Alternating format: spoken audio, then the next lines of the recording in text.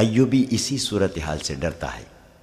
شوبک جا کر یہ خاص طور پر بتانا کہ ایوبی کھلے میدان میں آمنے سامنے نہیں لڑنا چاہتا کیونکہ اس کے پاس فوج کم ہے۔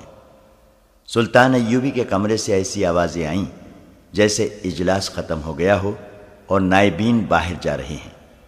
عالم اور لڑکیاں فوراً اس جگہ سرک گئیں جہاں انہیں بٹھایا گیا تھا۔ عالم کے کہنے پر انہوں نے سر گھٹنوں میں دے دیے جیسے انہوں نے کچھ بھی نہیں سنا اور گرد و پیش کا کوئی ہوش نہیں۔ انہیں اپنے کمرے میں قدموں کی آواز سنائی دی تو بھی انہوں نے اوپر نہ دیکھا۔ عالم نے اس وقت اوپر دیکھا جب کسی نے اس کے کندھے پر ہاتھ رکھا اور کہا، اٹھو میرے ساتھ آؤ۔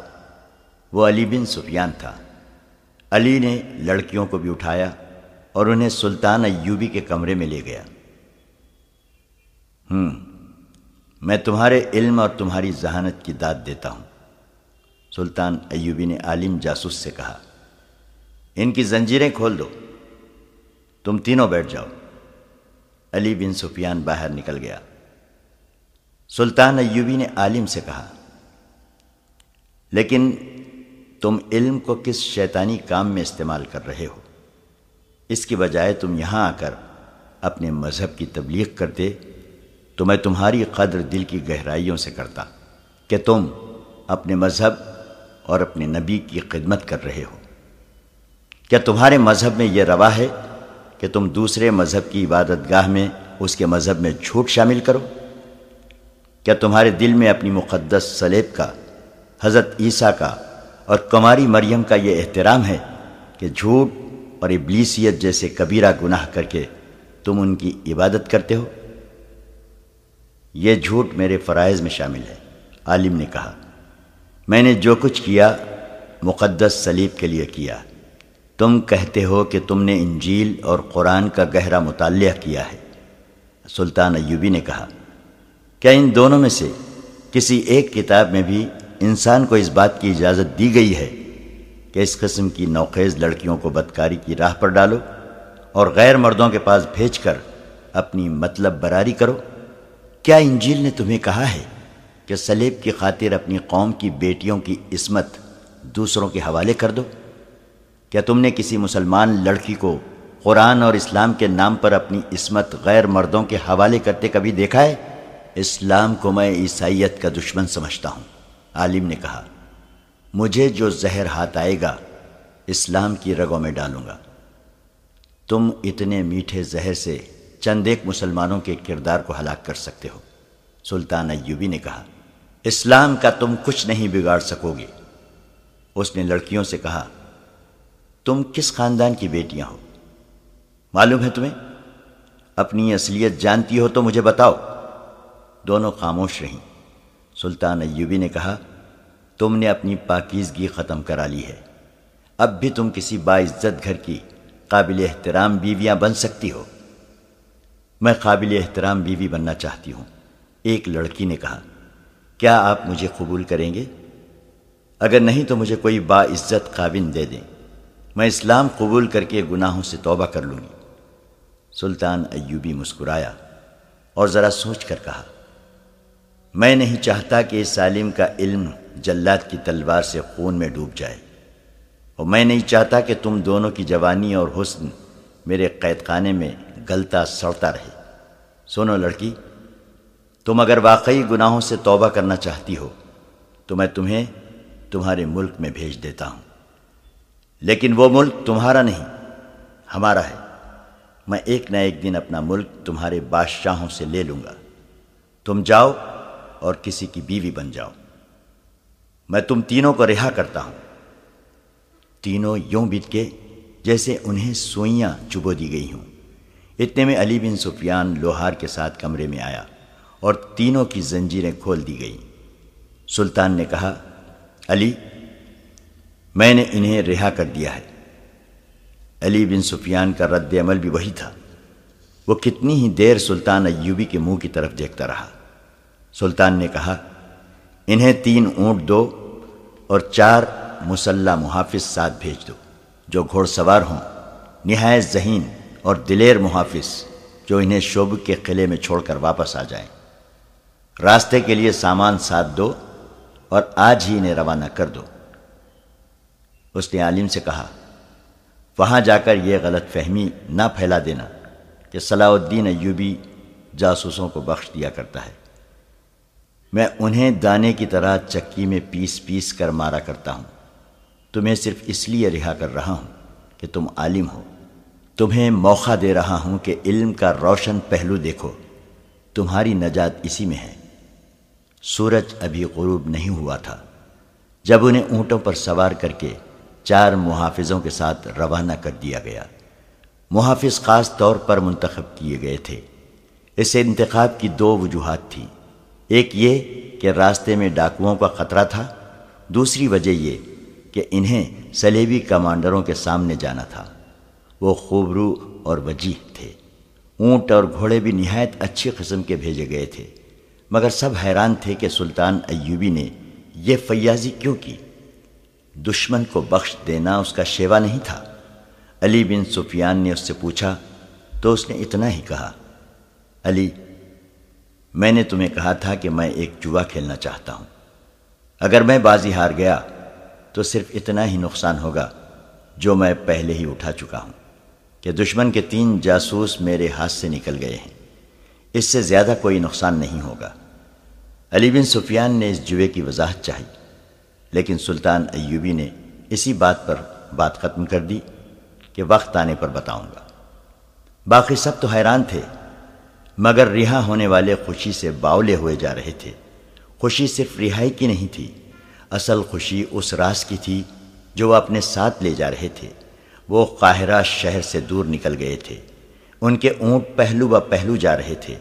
2 محافظ آگے تھے اور 2 پیچھے۔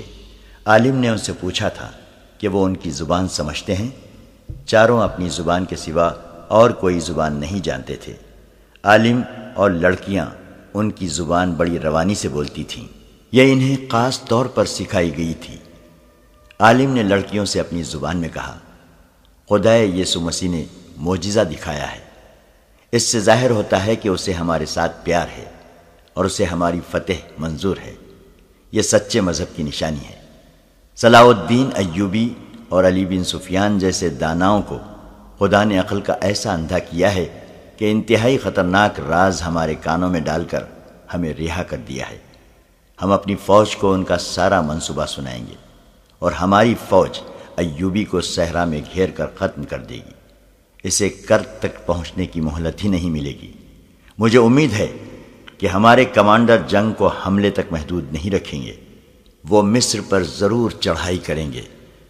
مصر فوجوں سے خالی ہوگا۔ یہ فتح بڑی آسان ہوگی۔ آپ عالم ہیں، تجربے کار ہیں، ایک لڑکی نے کہا، مگر آپ جسے معجزہ کہہ رہے ہیں وہ مجھے قطرہ دکھائی دے رہا ہے۔ قطرہ یہ 4 محافظ ہیں۔ کہیں آگے جا کر یہ ہمیں قتل کر کے واپس چلے جائیں گے؟ سلطان صلاح الدین ایوبی نے ہمارے ساتھ مذاق کیا ہے۔ جلاد کے حوالے کرنے کے بجائے ہمیں ان کے حوالے کر دیا ہے۔ یہ ہمیں جی بھر کے خراب کریں گے اور قتل کر دیں گے، اور ہم نہتے ہیں۔ عالم نے یوں کہا جیسے اس کے ذہن سے خوش فہمیاں نکل گئی ہوں۔ اس نے کہا، تم نے جو کہا ہے وہ درست ہو سکتا ہے۔ کوئی حکمران اپنے دشمن کے جاسوس کو بخش نہیں سکتا، اور مسلمان اس قدر جنس پرست ہیں کہ تم جیسی حسین لڑکیوں کو چھوڑ نہیں سکتے۔ ہمیں راتوں کو چوکنا رہنا پڑے گا۔ دوسری لڑکی نے کہا، اگر رات کو یہ سو جائیں تو انہی کے ہتھیاروں سے ختم کر دیا جائے۔ ذرا ہمت کی ضرورت ہے۔ ہمیں یہ ہمت کرنی پڑے گی، عالم نے کہا۔ یہ کام آج ہی رات ہو جائے تو اچھا ہے، صبح تک ہم بہت دور نکل جائیں گے۔ 2 محافظ آگے اور 2 پیچھے اپنی گپ شپ لگاتے چلے جا رہے تھے۔ ان کے انداز سے ظاہر ہوتا تھا جیسے انہیں معلوم ہی نہیں کہ وہ اتنی دلکش لڑکیاں ان کی تحویل میں ہیں۔ سورج غروب ہو رہا تھا۔ ایک نے عالم سے کہا کہ ہم ابھی رکیں گے نہیں، رات کا پہلا پہر چلتے گزاریں گے۔ وہ چلتے گئے اور صحرا کی رات تاریک ہوتی گئی۔ عالم اور لڑکیاں اونٹوں کو قریب کر کے محافظوں کے قتل کا منصوبہ بنا رہی تھیں۔ بہت دیر بعد ایک سرسبز سی جگہ آ گئی۔ محافظ رک گئے اور وہیں پڑاؤ کیا۔ انہوں نے کھانے کے لیے جاسوسوں کو سامان دیا اور پھر سونے کی تیاری کرنے لگے۔ جاسوسوں نے دیکھا کہ 3 محافظ لیٹ گئے تھے اور ایک ٹہل رہا تھا۔ عالم لڑکیوں کے ساتھ محافظوں سے کچھ دور لیٹا۔ ان تینوں کی نظر محافظوں پر تھی۔ وہ چوتھے محافظ کو دیکھتے رہے۔ وہ پڑاؤ کے ارد گرد ٹہلتا رہا۔ ایک کھٹکا سا ہوا اور وہ دوڑ کر ادھر گیا اور اچھی طرح دیکھ بھال کر کے آ گیا۔ تقریباً 2 گھنٹے گزر گئے۔ اس نے اپنے ایک اور ساتھی کو جگایا اور خود اس کی جگہ لیٹ گیا۔ جو جاگا تھا وہ پڑاؤ کے ارد گرد ٹہلنے لگا۔ کبھی جانوروں کے پاس جا کر انہیں دیکھتا اور کبھی سوئے ہوئے انسانوں کو دیکھتا۔ عالم نے لڑکیوں سے کہا، ہم کامیاب نہیں ہو سکیں گے، یہ کمبخت پہرا دے رہے ہیں۔ جو ہوگا ہو کے رہے گا، سو جاؤ۔ اور وہ سو گئے۔ رات گزر گئی۔ صبح ابھی دھندلی تھی جب محافظوں نے انہیں جگایا اور روانہ ہونے کے لیے کہا۔ تھوڑی دیر بعد وہ پھر اسی ترتیب سے چلے جا رہے تھے جس میں 1 روز پہلے تھے۔ 3 اونٹ پہلو بپہلو، 2 محافظ آگے اور 2 اونٹوں کے پیچھے۔ وہ ایک بار پھر لڑکیوں سے لا تعلق ہو گئے۔ انہوں نے کوئی ایسی بات بھی نہیں کی تھی جس سے شک ہوتا کہ یہ لوگ اوباش یا بدماش ہیں۔ سورج ابھرتا آیا، پھر یہ قافلہ ٹیلوں کے علاقے میں داخل ہو گیا۔ مٹی اور ریت کی پہاڑیاں منحنی سی دیواروں کی طرح کھڑی تھیں۔ ان میں گلیاں تھیں اور ان پر پہاڑیوں کا سایہ تھا۔ لڑکیاں ڈرنے لگیں۔ ڈر ان کے چہروں سے ظاہر ہو رہا تھا۔ ان کی نگاہ میں یہ جگہ جرم اور قتل وغیرہ کے لیے موزوں تھی، مگر محافظ ان کی طرف دیکھ بھی نہیں رہے تھے۔ ان سے کہو کہ ہمارے ساتھ باتیں کریں، ایک لڑکی نے عالم سے کہا۔ ان کی خاموشی اور لا تعلقی مجھے ڈرا رہی ہے۔ انہیں کہو کہ ہمیں مارنا چاہتے ہیں تو فوراً مار دیں، میں موت کا انتظار نہیں کر سکتی۔ عالم خاموش رہا۔ وہ لڑکیوں کی کوئی مدد نہیں کر سکتا تھا۔ وہ تینوں ان محافظوں کے رحم و کرم پر تھے۔ سورج سر پر آ گیا تو وہ ان ٹیلوں کے اندر ایسی جگہ رک گئے جہاں ریت کی سلوں والے ٹیلے تھے اور اوپر جا کر آگے کو جھکے ہوئے۔ ان کے سائے میں انہوں نے قیام کیا۔ کھانے کے دوران عالم نے محافظوں سے پوچھا، تم لوگ ہمارے ساتھ باتیں کیوں نہیں کرتے؟ جو باتیں ہمارے فرض میں شامل نہیں وہ ہم نہیں کیا کرتے۔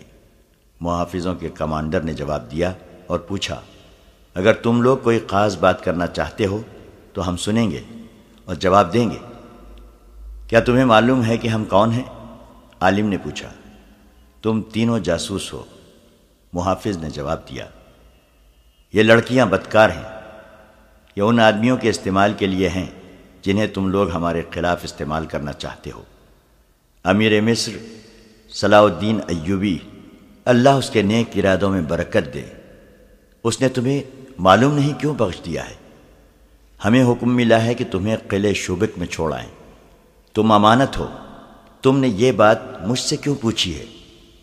تمہارے ساتھ باتیں کرنے کو جی چاہ رہا تھا، عالم نے جواب دیا۔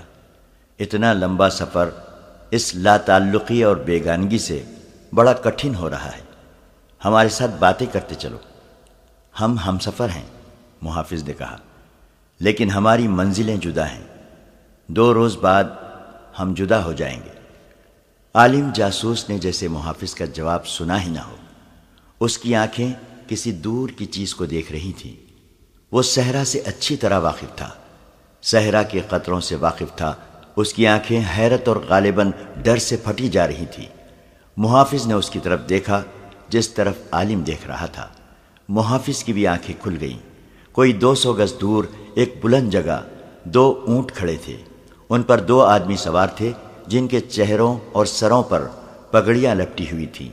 اونٹوں کی ٹانگیں نظر نہیں آ رہی تھیں، وہ بلندی کے پیچھے تھیں۔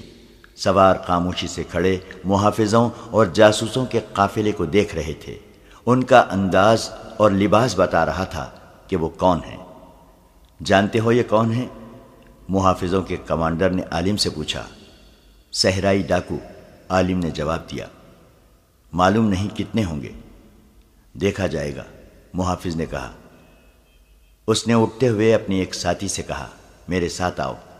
وہ دونوں گھوڑوں پر سوار ہو کر ڈاکوؤں کی طرف چلے گئے۔ ان کے پاس تلواروں کے علاوہ برچھیاں بھی تھیں۔ انہیں اپنی طرف آتا دیکھ کر شتر سوار بلندی کے پیچھے غائب ہو گئے۔ دو محافظ جو پیچھے رہ گئے تھے قریب کے ٹیلے پر چڑھ گئے۔ عالم نے لڑکیوں سے کہا، میرا خیال ہے تمہارا خدشہ صحیح ثابت ہو رہا ہے، یہ ڈاکو نہیں، یہ صلاح الدین ایوبی کے بھیجے ہوئے آدمی معلوم ہوتے ہیں، ورنہ یہ محافظ اتنی دلیری سے ان کی طرف نہ چلے جاتے۔ ایوبی تم دونوں کو بہت زیادہ ذلیل کرانا چاہتا ہے، میرے لیے تو موت لکھی ہوئی ہے، تمہیں بڑی خوفناک سزا دی جائے گی۔ اس کا مطلب یہ ہے کہ ہم آزاد نہیں، ایک لڑکی نے کہا۔ ہم ابھی تک قیدی ہیں، یہی معلوم ہوتا ہے، دوسری لڑکی نے کہا۔ دونوں محافظ واپس آ گئے، ان کے ساتھی اور جاسوس ان کے ارد گرد جمع ہو گئے۔ محافظوں کا کمانڈر جس کا نام حدید تھا انہیں بتانے لگا، وہ صحرائی قزاق ہیں، ہم ان سے مل آئے ہیں، ان کی تعداد معلوم نہیں ہو سکی، یہ دونوں جو ہمیں دیکھ رہے تھے کہتے ہیں کہ صبح سے ہمارا پیچھا کر رہے ہیں۔ انہوں نے مجھے کہا ہے کہ تم فوج کے آدمی اور مسلمان معلوم ہوتے ہو، لیکن یہ لڑکیاں مسلمان نہیں، یہ دونوں لڑکیاں ہمارے حوالے کر دو، ہم تمہیں پریشان نہیں کریں گے۔ میں نے انہیں کہا ہے کہ یہ لڑکیاں کسی بھی مذہب کی ہوں، ہمارے پاس امانت ہیں، ہم جیتے جی تمہارے حوالے نہیں کریں گے۔ وہ مجھے سمجھانے کی کوشش کرتے رہے کہ ہم اپنی جانیں ضائع نہ کریں۔ میں انہیں کہہ آیا ہوں کہ پہلے ہماری جانیں ضائع کرو، پھر لڑکیوں کو لے جانا۔ اس نے عالم اور لڑکیوں سے پوچھا، تم کوئی ہتھیار استعمال کر سکتے ہو؟ ان لڑکیوں کو ہر ایک ہتھیار چلانے کی تربیت دی گئی تھی۔ عالم نے کہا، تمہارے پاس برچھیاں ہیں، تلواریں بھی ہیں اور تیر کمان بھی ہیں، ان میں سے ایک ایک ہتھیار ہمیں دے دو۔ ابھی نہیں، حدید نے سوچ کر کہا، میں قبل از وقت تمہیں ہتھیار نہیں دے سکتا، اگر ڈاکوؤں سے ٹکر ہو گئی تو اس وقت دے دوں گا۔ ہمیں اس علاقے سے فوراً نکل جانا چاہیے، ان سے گھوڑوں اور اونٹوں پر لڑائی ہو گئی تو یہ علاقہ موزوں نہیں، گھوڑے گھما پھرا کر لڑنے کے لیے یہ جگہ خراب ہے۔ وہ فوراً وہاں سے چل پڑے۔ محافظوں نے کمانیں ہاتھوں میں لے لی اور ترکش کھول دیے۔ حدید آگے تھا، اسے اس کے ساتھی نے کہا، ان جاسوسوں کو ہتھیار دینا ٹھیک نہیں، آخر ہمارے دشمن ہیں، ہو سکتا ہے کہ ڈاکوؤں کے ساتھ مل کر ہمیں مار ڈالیں۔ عالم لڑکیوں سے کہہ رہا تھا، ان لوگوں کی نیت ٹھیک نہیں، انہوں نے ہمیں ہتھیار دینے سے انکار کر دیا ہے، ڈاکو ان کے اپنے آدمی ہیں، یہ تم دونوں کو ان کے حوالے کر دیں گے اور مجھے مروا دیں گے۔ دونوں کو ایک دوسرے پر بھروسہ نہیں تھا اور دونوں پر ڈاکوؤں کا ڈر سوار ہو گیا تھا۔ حدید نے اپنے محافظوں سے کہہ دیا تھا کہ کوئی نقاب پوش نظر آئے تو مجھے بتائے بغیر اس پر تیر چلا دو، ان کے ساتھ ٹکر ضرور ہوگی، دیکھنا یہ ہے کہ کب ہوگی اور کہاں ہوگی۔ وہ تیز رفتاری سے چلتے گئے۔ گھوڑوں اور اونٹوں کو آرام، چارہ اور پانی ملتا رہا تھا، اس لیے تھکن کا ان پر کوئی اثر نہیں تھا۔ ٹیلوں کا علاقہ بہت دور چلا گیا تھا، کئی جگہوں پر یہ قافلہ اونچے ٹیلوں کے درمیان آ جاتا تھا۔ حدید کو ڈر یہ تھا کہ ڈاکو اوپر سے تیر نہ برسا دیں۔ اس نے گھوڑوں کو ایڑ لگانے کو کہا اور جاسوسوں سے کہا کہ وہ بھی اونٹوں کو گھوڑوں کی رفتار پر کر لیں اور اوپر کو دیکھتے رہیں۔ وہ اس علاقے سے نکل گئے، کوئی ڈاکو نظر نہیں آیا۔ سورج نیچے جانے لگا تھا۔ ایک بار دور دو اونٹ اسی سمت پر جاتے نظر آئے جدھر یہ قافلہ جا رہا تھا۔ قافلہ چلتا رہا، راستے میں ایک جگہ پانی مل گیا، انہوں نے جانوروں کو پانی پلایا، خود بھی پیا اور چل پڑے۔ سورج نیچے جاتا رہا اور افق کے پیچھے چلا گیا۔ شام تاریک ہوئی تو حدید نے قافلے کو روک لیا، کہنے لگا، یہ جگہ لڑائی کے لیے اچھی ہے کیونکہ ارد گرد کوئی رکاوٹ نہیں۔ اس نے گھوڑوں کی زینیں کھولی نہیں تاکہ ضرورت کے وقت گھوڑے تیار ملیں۔ اونٹوں کو بٹھا دیا گیا۔ کھانا کھا کر حدید نے لڑکیوں کو اپنے درمیان لٹایا اور انہیں کہا کہ وہ ہوشیار رہیں۔ محافظوں سے کہا کہ وہ کمانیں تیار رکھیں، سوئیں نہیں، لیٹے رہیں۔ اسے یقین تھا کہ رات کو حملہ ضرور ہوگا۔ رات آدھی گزر گئی، صحرا پرسکون اور خاموش رہا۔ پھر اچانک ان کے گرد سیاہ بھوتوں جیسے بڑے بڑے سائے دوڑنے لگے۔ اونٹوں کے قدموں کی دھمک دھمک سنائی دے رہی تھی اور زمین ہل رہی تھی۔ اونٹوں کی تعداد 10 سے زیادہ معلوم ہوتی تھی۔ ان پر ایک ایک سوار تھا۔ وہ محافظوں وغیرہ کو دہشت زدہ کرنے کے لیے ان کے ارد گرد اونٹوں کو دوڑا رہے تھے۔ 3-4 چکر پورے کر کے ایک نے للکارا، لڑکیاں ہمارے حوالے کر دو، تم سے کچھ اور لیے بغیر ہم چلے جائیں گے۔ اس کے جواب میں حدید نے لیٹے لیٹے پہلا تیر چلایا۔ جسے تیر لگا اس کی بڑی زور کی آواز سنائی دی۔ دوسرے محافظوں نے بھی لیٹے لیٹے ایک ایک تیر چلایا۔ 2 اونٹ بل بلا کر بے قابو ہو گئے۔ حدید نے لڑکیوں سے کہا، بھاگنا نہیں، ہمارے ساتھ رہنا۔ شتر سواروں میں سے کسی نے کہا، ٹوٹ پڑو، کسی کو زندہ نہ چھوڑو، لڑکیوں کو اٹھا لو۔ صحرا کی رات اتنی شفاف ہوتی ہے کہ چاندنی نہ ہو تو بھی کچھ دور تک نظر آ جاتا ہے۔ شتر سوار اونٹوں سے کود آئے، پھر تلواریں اور برچھیاں ٹکرانے کا اور دونوں فریقوں کی للکار کا شور رات کا جگر چاک کرنے لگا۔ کسی کو ایک دوسرے کا ہوش نہ رہا۔ حدید اور محافظ نے لڑکیوں کو اس طرح اپنے درمیان کر لیا تھا کہ محافظوں کی پیٹیں لڑکیوں کی طرف تھیں۔ لڑکیوں نے کئی بار کہا کہ ہمیں بھی کچھ دو۔ حدید نے کہا، میری تلوار نکال لو۔ وہ خود برچھی سے لڑ رہا تھا۔ ایک لڑکی نے اس کی نیام سے تلوار نکال لی اور دونوں محافظوں کے درمیان سے نکل گئی۔ حدید نے اس سے کہا، ہم سے جدا نہ ہونا لڑکی۔ ڈاکوؤں کو زیادہ ہلہ لڑکیوں پر تھا۔ عالم کی کوئی آواز نہ سنائی دی۔ یہ معرکہ بہت دیر لڑا جاتا رہا۔ آدمی بکھرتے چلے گئے۔ محافظ ایک دوسرے کو پکارتے رہے، پھر ان کی پکار ختم ہو گئی۔ معرکے کا شور بھی کم ہوتا گیا۔ حدید نے اپنے ساتھیوں کو پکارا لیکن اسے کوئی جواب نہیں مل رہا تھا۔ اسے ایک لڑکی کی آواز سنائی دی۔ وہ اسے پکار رہی تھی۔ اس کے ساتھ ہی ایک گھوڑے کی سرپٹ دوڑنے کی آواز سنائی دی۔ حدید سمجھ گیا کہ کوئی ڈاکو ایک لڑکی کو اونٹ کی بجائے کسی محافظ کے گھوڑے پر ڈال کر لے گیا ہے۔ وہ دوڑ کر ایک گھوڑے تک پہنچا۔ زین کسی ہوئی تھی۔ وہ گھوڑے پر سوار ہوا اور بھاگنے والے گھوڑے کے ٹاپوں کی آوازوں پر تعاقب میں گیا۔ دوسری لڑکی کے متعلق اسے معلوم نہ تھا کہ کہاں ہے۔ اس نے گھوڑے کو ایڑ لگائی۔ صحرا میں کوئی رکاوٹ، کوئی ندی نالا نہیں تھا۔ گھوڑا ہوا سے باتیں کرنے لگا۔ اگلا گھوڑا بھی اچھی نسل کا تھا۔ فرق یہ کہ اس گھوڑے پر 2 سوار تھے۔ کوئی 1 میل بعد حدید کو اگلے گھوڑے کا سایہ نظر آنے لگا۔ اس نے تعاقب جاری رکھا۔ فاصلہ کم ہو رہا تھا۔ حدید نے محسوس کیا کہ اس کے پیچھے بھی ایک گھوڑا آ رہا ہے جس کا سوار محافظ بھی ہو سکتا تھا، ڈاکو بھی۔ اس نے گھوم کر دیکھا۔ پچھلا گھوڑا قریب آ گیا تھا۔ حدید نے پکارا، کون ہو؟ اسے جواب نہ ملا۔ اس نے تعاقب جاری رکھا اور گھوڑے کو اور زیادہ تیز کرنے کی کوشش کرنے لگا۔ اگلا گھوڑا سیدھا جا رہا تھا۔ اس کی باگ شاید لڑکی کے ہاتھ میں آ گئی تھی، کیونکہ حدید دیکھ رہا تھا کہ وہ گھوڑا دائیں بائیں ہو رہا ہے اور اس کی رفتار بھی گھٹتی جا رہی ہے۔ وہ اس تک پہنچ گیا۔ اس کے پاس برچھی تھی۔ اس نے اگلے سوار کے پہلو پر جا کر برچھی کا وار کیا، لیکن وہ گھوڑا ایک طرف ہو گیا۔ سوار تو بچ گیا، برچھی گھوڑے کو لگی۔ حدید نے گھوڑا روکا اور گھمایا۔ دوسرا سوار بھی گھوڑے کو گھمانے کی کوشش کر رہا تھا، لیکن لڑکی جو اس کے آگے بیٹھی تھی باگیں ادھر ادھر کر کے گھوڑے کا رخ صحیح نہیں ہونے دیتی تھی۔ حدید نے لڑکی کو پکارا تو لڑکی اور زیادہ دلیر ہو گئی۔ سوار لڑکی کو ساتھ لیے گھوڑے سے کود گیا اور اس نے اپنے گھوڑے کو ڈھال بنا لیا۔ حدید اپنے گھوڑے کو گھما گھما کر لاتا، مگر جدھر سے بھی وار کرنے آتا ڈاکو لڑکی کو ساتھ لیے اپنے گھوڑے کی اوٹ میں ہو جاتا۔ آخر حدید گھوڑے سے اتر آیا۔ اتنے میں دوسرا سوار بھی آ گیا۔ وہ محافظ نہیں ڈاکو تھا۔ وہ بھی گھوڑے سے اتر آیا۔ حدید نے اسے للکارا، لڑکی کو نہیں لے جا سکو گے۔ ایک ڈاکو نے لڑکی کو دبوچے رکھا اور دوسرا حدید سے لڑنے لگا۔ لڑکی کے پاس اب تلوار نہیں تھی۔ دوسرے ڈاکو نے لڑکی کو چھوڑ دیا اور وہ حدید پر ٹوٹ پڑا۔ حدید نے لڑکی کو پکار کر کہا، تم گھوڑے پر بیٹھو اور شوبک کی طرف نکل جاؤ، میں ان دونوں کو تمہارے پیچھے نہیں آنے دوں گا۔ مگر لڑکی وہیں کھڑی رہی۔ حدید نے دونوں کا خوب مقابلہ کیا۔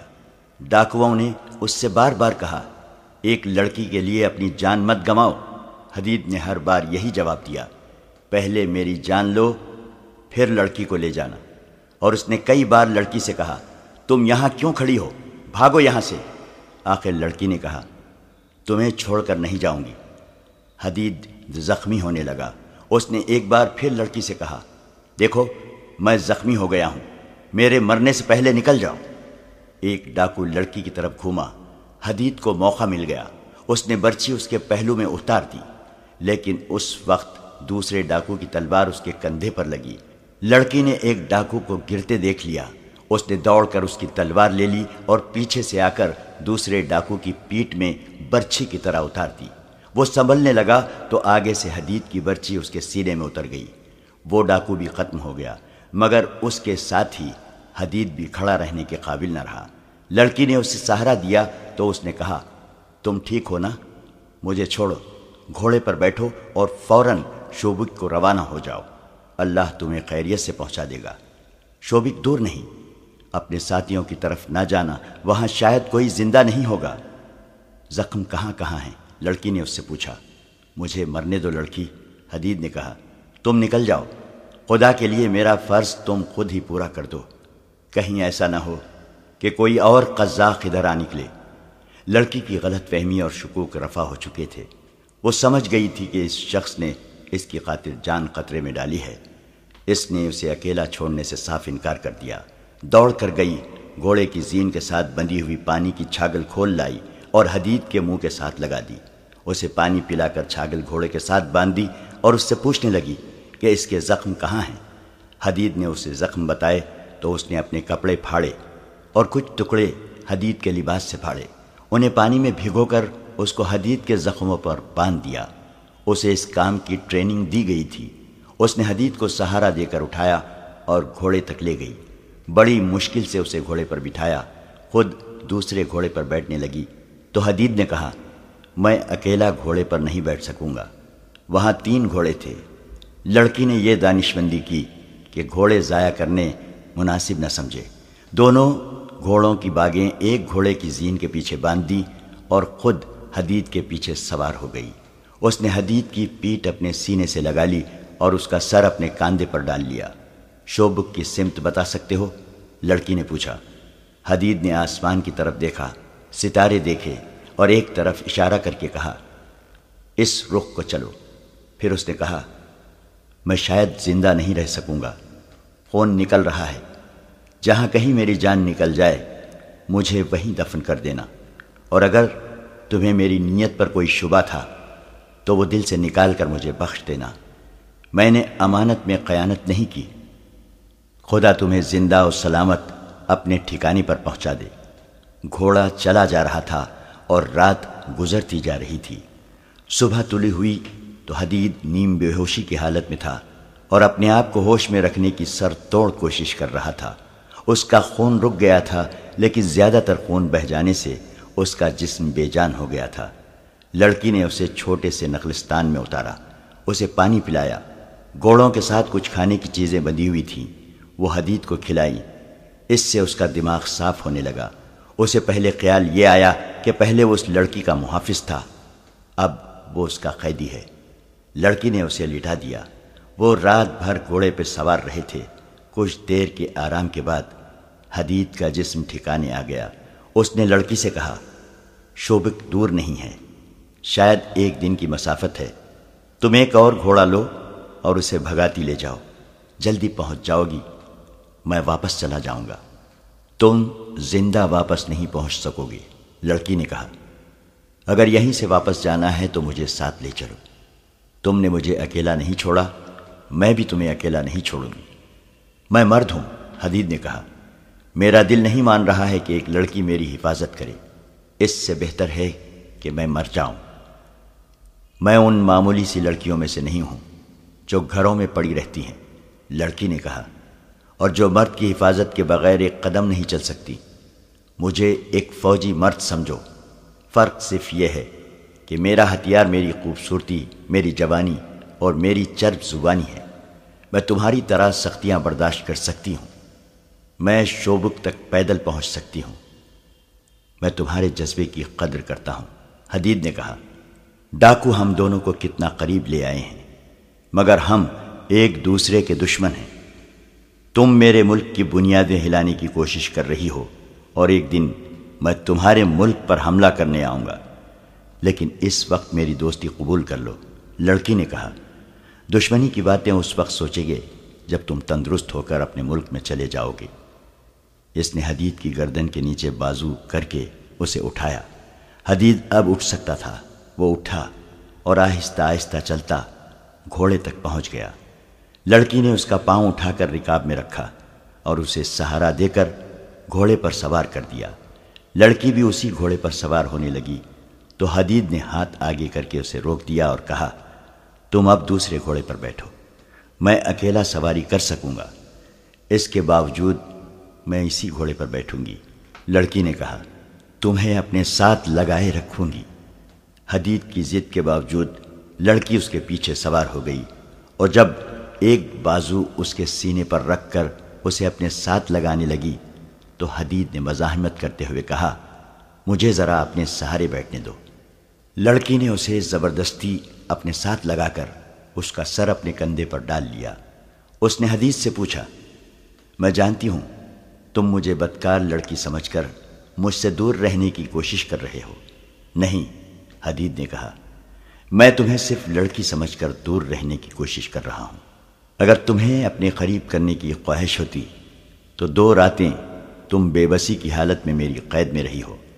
میں تمہیں اپنی لونڈی بنا سکتا تھا، لیکن میں نے اپنے اوپر شیطان کا غلبہ ہونے نہیں دیا تھا۔ اب تو مجھے ایسا محسوس ہوتا ہے جیسے میں امانت میں خیانت کر رہا ہوں۔ میرے اندر گناہ کا احساس پیدا ہو رہا ہے۔ تم پتھر تو نہیں ہو؟ لڑکی نے اس سے پوچھا۔ مجھے تو جس مرد نے دیکھا ہے بھوکی نظروں سے دیکھا ہے۔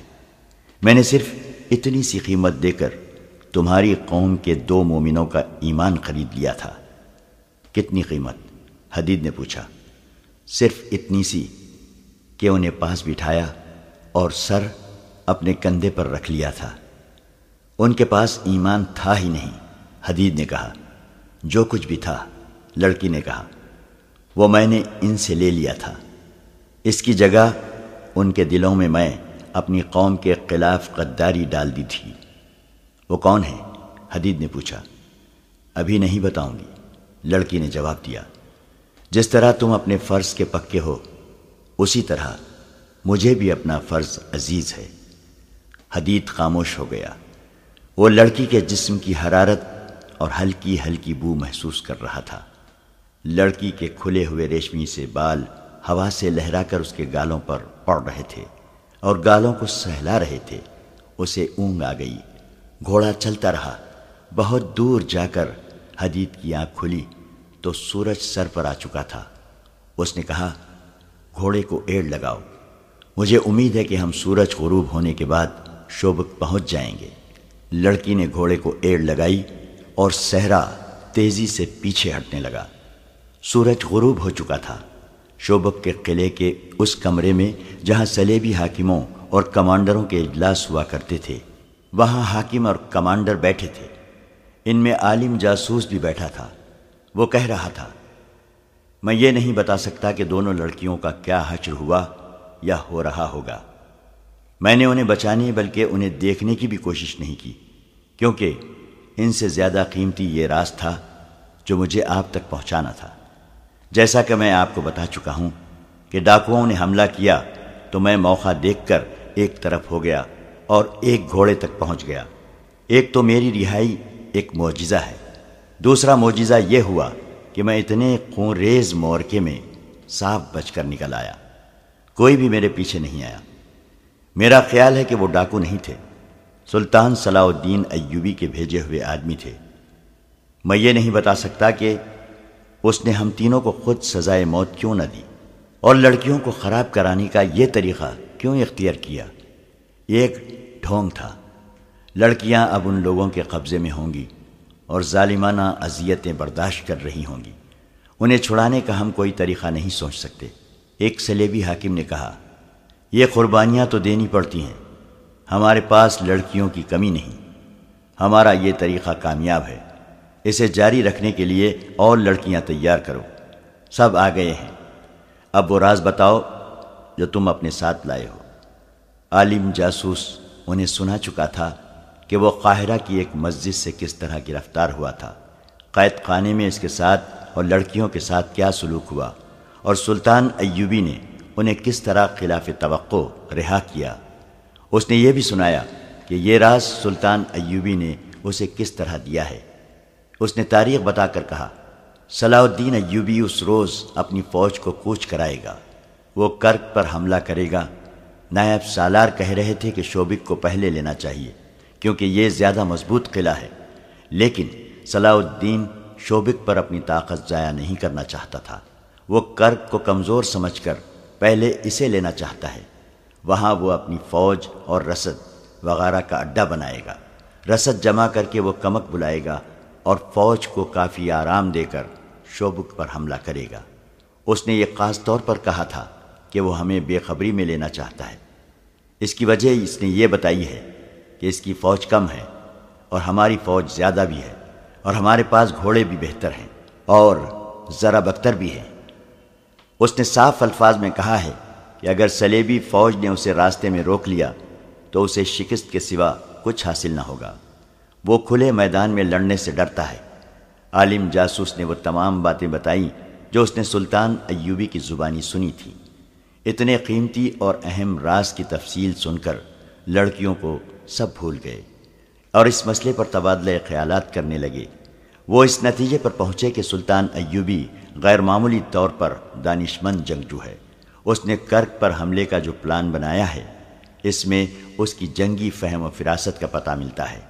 راستے میں نہ لڑنے کا فیصلہ بھی اس کی دانائی کی دلیل ہے۔ وہ راستے میں طاقت ضائع نہیں کرنا چاہتا۔ یہ خدائے یسوع مسیح کا خاص کرم ہے کہ اس کے پلان کا علم ہو گیا ہے، ورنہ وہ کرک کو لے کر شوبک جیسے مضبوط قلعے کے لیے خطرہ بن سکتا تھا۔ انہوں نے اسی وقت سلطان ایوبی کے پلان کے مطابق اپنی فوجوں کی نقل و حرکت اور دفاع کا پلان بنانا شروع کر دیا۔ پلان میں یہ اقدامات طے پائے: صلیبی افواج کی متحدہ مرکزی کمان شوبک میں ہی رہے گی، رسد گاہ بھی وہیں رکھی جائے گی، جنگ کو شوبک سے ہی کنٹرول کیا جائے گا، کرک کی قلعہ بندی کو اور زیادہ مضبوط کیا جائے گا، کچھ اور فوج کرک منتقل کر دی جائے گی، ایوبی کو کرک سے دور اس کی اپنی سرحد کے اندر کسی دشوار گزار علاقے میں روکا جائے گا۔ اس مقصد کے لیے زیادہ سے زیادہ فوج بھیجی جائے گی۔ اس فوج میں گھوڑ سوار اور شتر سوار زیادہ ہوں گے۔ کوشش کی جائے گی کہ ایوب کی فوج کو گھیرے میں لے لیا جائے۔ پانی کے چشموں پر پہلے سے قبضہ کر لیا جائے گا۔ ان اقدامات پر فوری طور پر عمل درآمد کے احکامات نافذ کر دیے گئے۔ ہر کوئی خوش تھا۔ یہ پہلا موقع تھا کہ سلطان ایوبی کا کوئی راز قبل از وقت معلوم ہو گیا تھا، ورنہ اس نے صلیبیوں کو ہمیشہ آڑے ہاتھوں لیا تھا۔ اس پر حیرت کا بھی اظہار کیا گیا کہ سلطان ایوبی جیسے آدمی سے یہ لغزش سرزد ہوئی کہ ان جاسوسوں کو دوسرے کمرے میں بٹھا کر جنہیں وہ رہا کرنے کا فیصلہ کر چکا تھا، ایسی نازک باتیں بلند آواز سے کی جو اسے شکست فاش سے دوچار کر سکتی تھیں۔ انہوں نے ایک اہتمام یہ بھی کیا کہ فرانس کی فوج جو وہاں سے بہت دور تھی، یہ پیغام بھیج دیا کہ فلاں دن سے پہلے ایسے مقام پر پہنچ جائے جہاں نور الدین زنگی کی بھیجی ہوئی کمک کو روکا جا سکے۔ اتنے میں ایک صلیبی افسر اندر آیا اور انٹیلیجنس کے سربراہ کے کان میں کچھ کہا۔ اس سربراہ نے سب کو بتایا کہ ان دو میں سے ایک لڑکی جو ڈاکوؤں کے گھیرے میں آ گئی تھی ابھی ابھی آئی ہے۔ اطلاع ملی ہے کہ اس کے ساتھ ایک زخمی مسلمان محافظ ہے۔ عالم جاسوس سب سے پہلے کمرے سے نکل گیا۔ اس کے پیچھے دوسرے لوگ بھی باہر چلے گئے۔ حدید کو لڑکی نے برآمدے میں لٹا دیا تھا اور خود اس کے پاس بیٹھی تھی۔ گھوڑے کی اتنی لمبی سواری اور تیز رفتاری نے حدید کے زخم کھول دیے تھے۔ اس کا خون جو صبح بند ہو گیا تھا پھر بہنے لگا تھا اور اس پر غشی طاری ہوئی جا رہی تھی۔ صلیبی کمانڈروں نے حدید کی طرف کوئی توجہ نہ دی کیونکہ انہیں بتایا گیا تھا کہ ڈاکوؤں کا حملہ ایک ڈھونگ تھا۔ انہوں نے لڑکی کو ہاتھوں ہاتھ لیا اور اسے اندر چلنے کو کہا۔ وہ بڑی قیمتی لڑکی تھی، لیکن اس نے اس وقت تک اندر جانے کا ارادہ ملتوی کر دیا جب تک حدید کی مرہم پٹی نہیں ہو جاتی۔ انٹیلیجنس کا سربراہ ہرمن نام کا جرمن تھا۔ اس نے لڑکی کو پرے لے جا کر کہا، کس سانپ کے بچے کو تم مرہم پٹی کرانا چاہتی ہو؟ یہ تو تمہاری قسمت اچھی تھی کہ بچ کر آ گئی ہو، ورنہ یہ درندے تمہیں ان وحشیوں کے حوالے کرنا چاہتے تھے جو ڈاکو بن کر آئے تھے۔ یہ جھوٹ ہے، لڑکی نے جھنجھلا کر کہا۔ پہلے ہمیں بھی یہی شک تھا، لیکن اس شخص نے میرے سارے شکوک رفع کر دیے ہیں۔ اس نے 2 ڈاکوؤں کو ہلاک کر کے مجھے بچایا ہے۔ اس نے ہرمن کو سارا واقعہ سنا دیا اور یہ بھی بتایا کہ یہ شخص اسے بار بار کہتا تھا کہ مجھے یہیں مرنے دو اور تم چلی جاؤ۔ صلیبیوں کے دلوں میں مسلمانوں کے خلاف نفرت اتنی گہری اتری ہوئی تھی کہ اتنے زیادہ افسروں میں سے کسی ایک نے بھی نہیں کہا کہ اس زخمی کی مرہم پٹی کرو۔ عالم جاسوس تک اس کی طرف توجہ نہ کی۔ لڑکی ان کے ساتھ اندر نہیں جا رہی تھی۔ آخر کسی نے کہا کہ زخمی کو کمرے میں لے چلو اور فوراً مرہم پٹی کرو۔ اسے اٹھوا کر لے گئے اور لڑکی اپنے افسروں کے ساتھ چلی گئی۔ اسے کہا گیا کہ وہ بیان کرے کہ کس طرح زندہ بچی ہے۔ اس نے پوری تفصیل سنا دی۔ اس دوران اس کے لیے وہیں کھانا اور شراب آ گئی۔ اس نے کہا، اگر زخمی کو کھانا کھلایا جا چکا ہے تو میں کھاؤں گی، میں ذرا اسے دیکھ آؤں۔ وہ جانے کے لیے اٹھی۔ ذرا ٹھہرو لوزینہ، ہرمن نے اسے بڑے رعب سے کہا، تم دوسری بار سلیب کی فوج کے احکامات کی خلاف ورزی کر رہی ہو۔ پہلے تمہیں اندر چلنے کو کہا گیا تو تم نے یہ کہہ کر انکار کر دیا کہ پہلے زخمی کو اٹھاؤ۔ اب تم بلا اجازت اور بدتمیزی سے باہر جا رہی ہو۔ یہ سب صلیبی فوج کے اعلیٰ حکام ہیں اور یہاں 2 صلیبی حکمران بھی بیٹھے ہیں۔ جانتی ہو اس حکم عدولی اور بدتمیزی کی کیا سزا ہے؟ 10 سال سزائے قید۔ اور جب تم یہ حکم عدولی دشمن کے ایک معمولی سے عہدیدار کی خاطر کر رہی ہو تو تمہیں سزائے موت بھی دی جا سکتی ہے۔ کیا صلیبی حکمران اور کمانڈر اس انسان کو اس کا صلہ نہیں دیں گے کہ اس نے ایک ان کی تجربے کار جاسوسہ کی جان اپنی جان خطرے میں ڈال کر بچائی ہے؟ لڑکی نے کہا، میں جانتی ہوں کہ وہ میرے دشمن کی فوج کا عہدیدار ہے، لیکن میں اسے دشمن اس وقت کہوں گی جب وہ اپنی فوج میں واپس چلا جائے گا۔ دشمن ہر حال میں ہر جگہ دشمن ہے۔ ایک صلیبی کمانڈر نے چلا کر کہا، فلسطین میں ہم نے کتنے مسلمانوں کو زندہ رہنے دیا ہے، ان کی نسل ہم کیوں ختم کر رہے ہیں؟ اس لیے کہ وہ ہمارے دشمن ہیں، بلکہ اس لیے کہ وہ ہمارے مذہب کے دشمن ہیں۔ دنیا پر صرف صلیب کی حکمرانی ہوگی۔ ایک زخمی مسلمان ہمارے لیے کوئی حیثیت نہیں رکھتا۔ بیٹھ جاؤ۔ لڑکی بیٹھ گئی۔ اس کی آنکھوں میں آنسو آ گئے۔ اگلی صبح سے شوبک میں ایک نئی سرگرمی شروع ہو گئی۔ یہ فوجی نوعیت کی سرگرمی تھی۔ شوبک شہر کے لوگ اس سرگرمی سے بے نیاز اپنے کام کاج میں مصروف ہوتے جا رہے تھے۔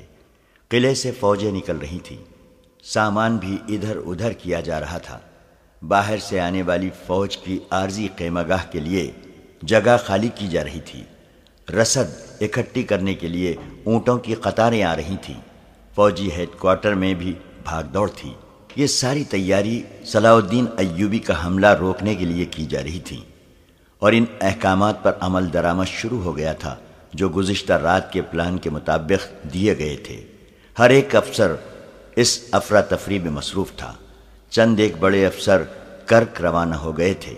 صرف ایک لڑکی تھی جو اس سرگرمی اور بھاگ دوڑ سے لا تعلق تھی۔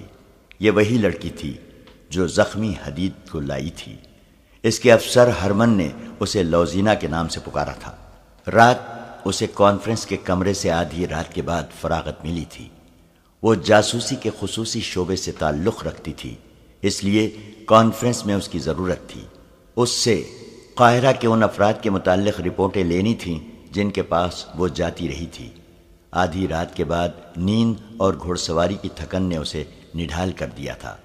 کانفرنس کے بعد ایک افسر نے اس سے کہا تھا، اسے ڈاکٹر کے حوالے کر دیا گیا ہے، تمہیں اس کی اتنی زیادہ پریشانی نہیں ہونی چاہیے۔ تمہاری ڈیوٹی ایسی ہے جس میں ایسے جذبات کامیاب نہیں ہونے دیا کرتے۔ اور اس کے اپنے شعبے کے بڑے افسر ہرمن نے اس سے کہا تھا، اگر آج رات میں نہ ہوتا تو کوناڈ اور گے آف لوزینان جیسے بادشاہ جو کسی کو بخشا نہیں کرتے تمہیں قید میں ڈال دیتے۔ تمہارے محافظ کا انتظام کر دیا گیا ہے اور تمہارے لیے یہ حکم ہے کہ اسے تم نہیں ملو گی۔ کیوں؟ لوزینہ نے حیرت اور مایوسی سے پوچھا، کیا میں اس کا شکریہ بھی ادا نہ کر سکوں گی؟ نہیں، ہرمن نے کہا، کیونکہ وہ دشمن کا فوجی ہے تم اپنا شعبہ جانتی ہو کیا ہے؟ ہم تمہیں اس سے ملنے کی اجازت نہیں دے سکتے، یہ تو تمہارے فن اور فرض کا تقاضا ہے۔ میں یہ بھی دیکھ رہا ہوں کہ اس کے ساتھ تمہاری جذباتی وابستگی ہو گئی ہے۔ تمہیں دشمن کے ساتھ ایسی وابستگی کی اجازت نہیں دی جا سکتی۔ آپ مجھے صرف اتنا سا یقین دلا دیں کہ اس کی مرہم پٹی ہو گئی ہے، لوزینہ نے کہا، اور اسے صحیح و سلامت واپس بھیج دیا جائے گا۔ لوزینہ، ہرمن نے جھنجلا کر کہا، میں تمہیں یقین دلاتا ہوں کہ تمہاری یہ خواہش پوری کر دی جائے گی۔ اور سنو، تم بڑے مشکل اور خطرناک مشن سے واپس آئی ہو، اور تمہارا سفر زیادہ خطرناک تھا۔ تمہیں آرام کے لیے 10 دن چھٹی دی جاتی ہے، مکمل آرام کرو۔ یہ باتیں رات کو ہوئی تھیں۔ وہ اپنے کمرے میں چلی گئی تھی۔ جاسوس لڑکیوں کی رہائش ہائی کمان کے ہیڈ کوارٹر سے بہت دور تھی۔ اس جیسی اعلیٰ درجے کی جاسوس لڑکیاں نہایت اچھے کمروں میں رہتی تھیں، جہاں انہیں شہزادیوں جیسی سہولتیں اور عیاشی میسر تھی۔ ان کی ڈیوٹی ایسی تھی کہ انہیں مسلمان ملکوں میں بھیجا جاتا تھا، جہاں پکڑے جانے کی صورت میں انہیں ہر قسم کی اذیت اور ذلت میں ڈالا جا سکتا تھا۔ موت یا سزائے موت تو یقینی تھی۔ ایسی ڈیوٹی کا تقاضا تھا کہ ان لڑکیوں کو دنیا کی ہر آسائش مہیا کی جائے۔ لوزینہ کمرے میں جاتے ہی سو گئی تھی۔ دوسرے دن اس کا جسم ٹوٹ رہا تھا۔ وہ اٹھنا نہیں چاہتی تھی، لیکن وہ اٹھی اور ناشتہ کر کے باہر نکلی۔ اس کے ساتھ والے کمروں کی لڑکیاں آ گئیں۔ وہ اس سے قاہرہ کی باتیں سننا چاہتی تھیں۔ اس نے بہت ہی مختصر سی بات سنا کر انہیں ٹال دیا اور ہسپتال کی طرف چل پڑی۔ وہ تھوڑی ہی دور گئی تھی کہ اس کی ایک ساتھی لڑکی جو اس کی ہمراہ سہیلی بھی تھی، پیچھے سے جا ملی اور پوچھا، لوزی، کہاں جا رہی ہو اور تم پریشان ہو؟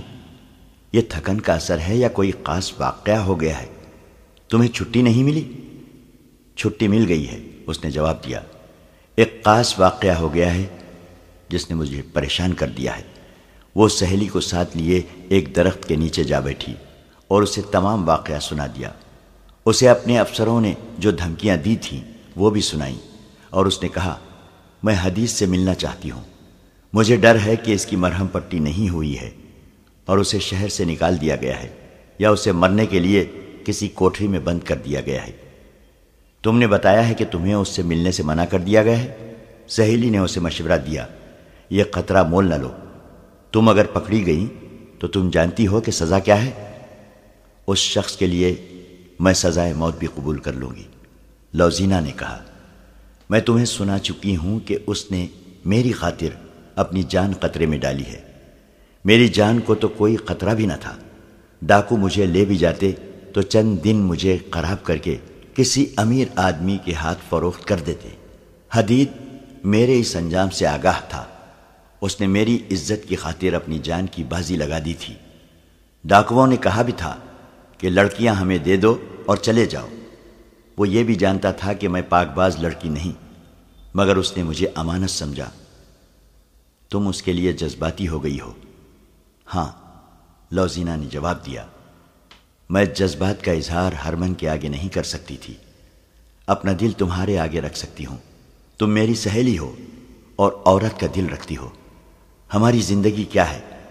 ہمیں خوبصورت خنجر اور میٹھا زہر ہیں۔ ہمارا جسم مرد کی تفریح اور فریب کے لیے استعمال ہوتا ہے۔ میں نے یہ باتیں پہلے کبھی نہیں سوچی تھی۔ اپنے وجود کو جذبات سے خالی سمجھا تھا، مگر اس آدمی کے جسم کو میں نے اپنے جسم کے ساتھ لگایا تو میرے وجود میں وہ سارے جذبات بیدار ہو گئے جو میں سمجھتی تھی مجھ میں نہیں ہیں۔ میں ایک ہی بار ماں، بہن، بیٹی اور کسی کو چاہنے والی لڑکی بن گئی۔ یہ شاید اس کا اثر تھا کہ اپنے آپ کو میں بادشاہوں کے دلوں پر حکمرانی کرنے والی شہزادی سمجھتی تھی۔ مجھ میں اتنی تخریب کاری ڈالی گئی ہے کہ جابر حکمرانوں کو بھی انگلیوں پر نچا سکتی ہوں، مگر ڈاکوؤں نے مجھے بکنے والی چیز بنا دیا۔ مجھے اس سطح پر لے آئے جہاں مجھ جیسی لڑکیاں ہر رات نئے گاہک کے ہاتھ فروخت ہوتی ہیں، یا کسی مسلمان امیر یا حاکم کے ہاتھ فروخت ہو کر اس کے حرم کی لونڈیاں بن جاتی ہیں۔ اس آدمی نے، جس کا نام حدید ہے، مجھے اس سطح سے اوپر اٹھا لیا۔ اس سے پہلے میں اس کی قیدی تھی۔ اس نے مجھے اس قابل بھی نہیں سمجھا کہ مجھے تفریح کا ذریعہ بناتا۔ وہ ایسا کر سکتا تھا۔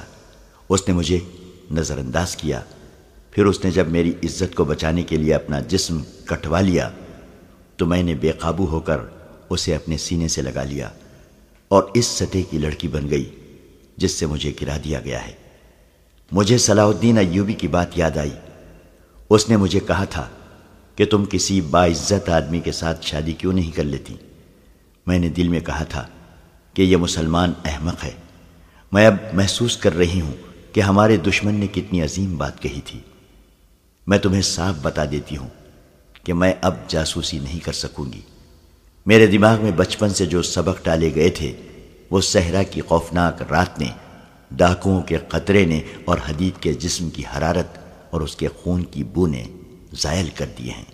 تم اتنی لمبی بات نہ کرتی تو بھی میں جان گئی تھی کہ تم کیا محسوس کر رہی ہو، اس کی سہیلی نے کہا، لیکن میں حقیقت سے آگاہ کرنا ضروری سمجھتی ہوں۔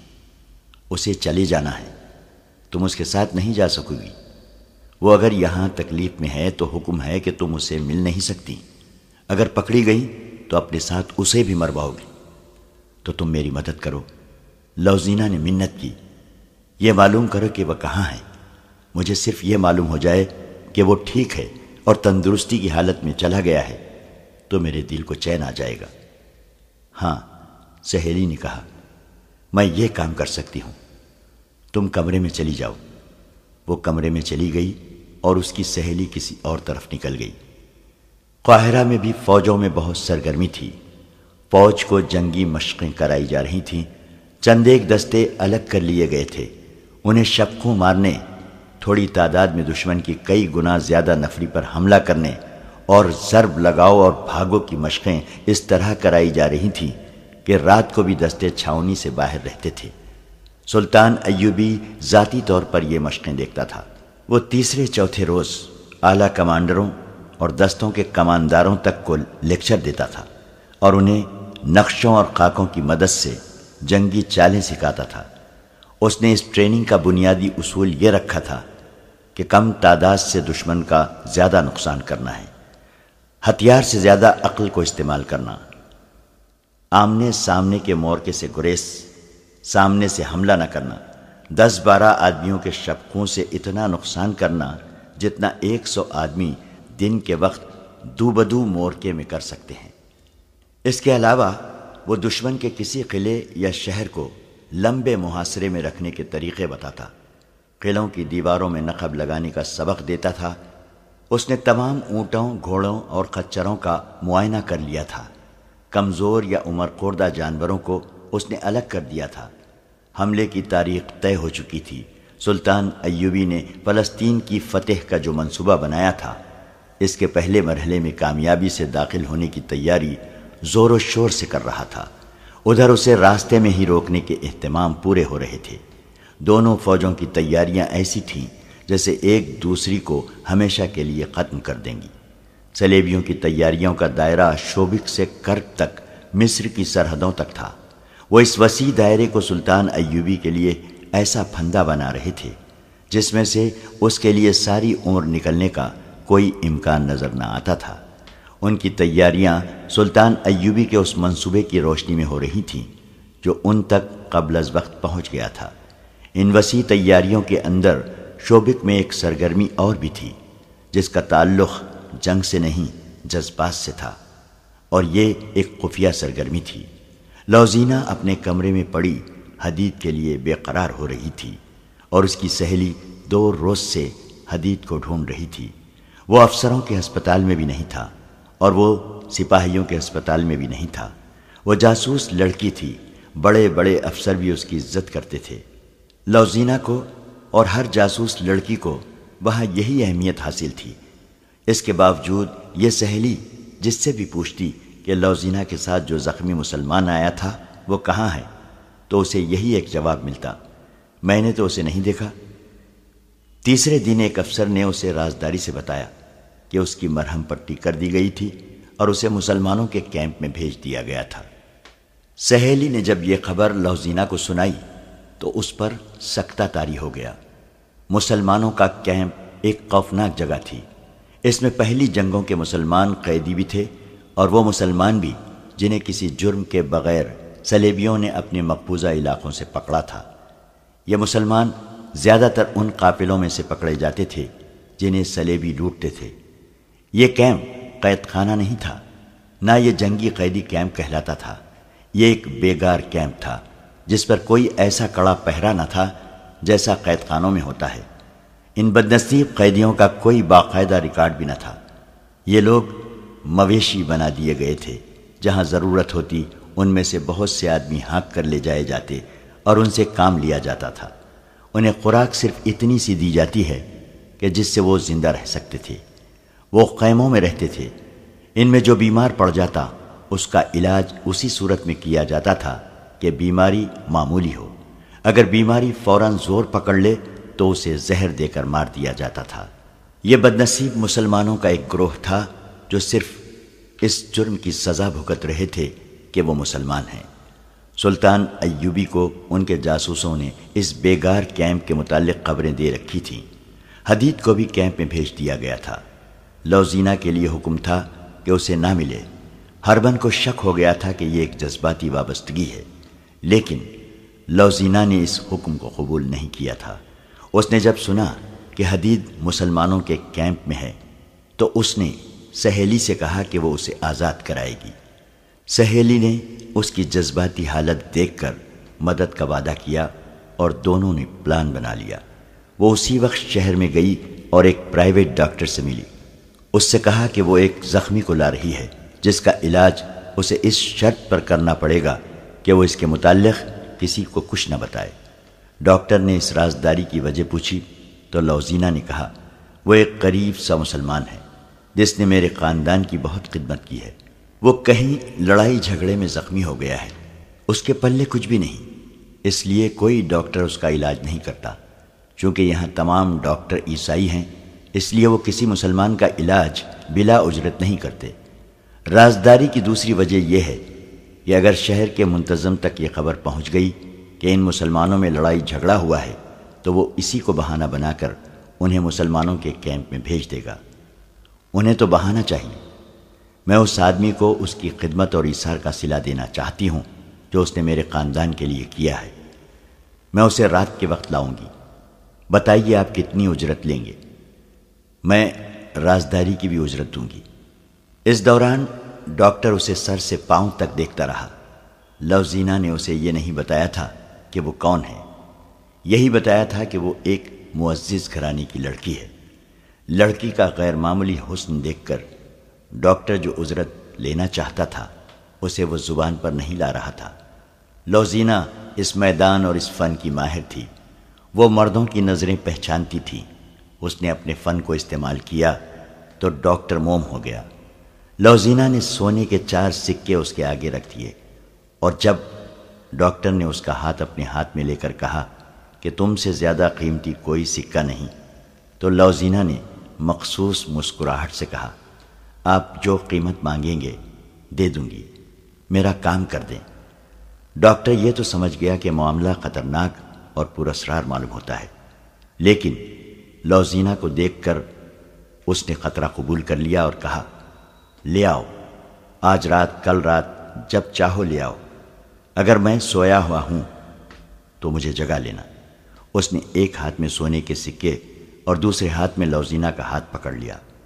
اس مہم کا سب سے زیادہ نازک اور پرخطر مسئلہ تو یہ تھا کہ حدید کو کیمپ سے نکالا کس طرح جائے۔ رات کو وہاں پہرا برائے نام ہوتا تھا۔ ان بدنصیب قیدیوں میں بھاگنے کی سکتی نہیں تھی۔ صبح سورج نکلنے سے پہلے انہیں مشقت پر لگایا جاتا اور سورج غروب ہونے کے بعد کیمپ میں لایا جاتا۔ ان کی تعداد 1500 کے لگ بھگ تھی۔ لوزینہ کی سہیلی نے کیمپ کے متعلق کچھ معلومات حاصل کر لی، جن میں ایک یہ بھی تھی کہ زخمی اور بیمار قیدیوں کو معمولی سی ایک ڈسپنسری میں ہر روز بھیجا جاتا ہے۔ ان کے ساتھ صرف ایک پہرے دار ہوتا ہے۔ دوسرے دن لوزینہ اپنی سہیلی کے ساتھ وہاں پہنچ گئی جہاں مریض قیدیوں کو لے جایا جاتا تھا۔ اسے زیادہ انتظار نہ کرنا پڑا۔